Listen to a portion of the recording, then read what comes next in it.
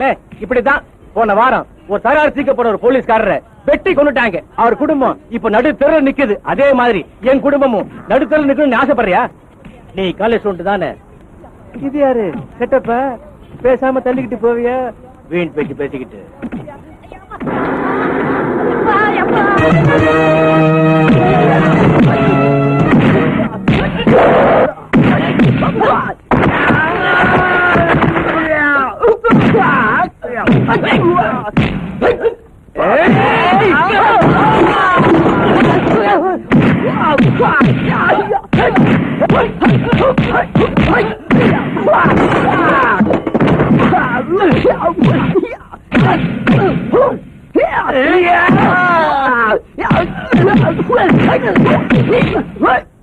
Yeah.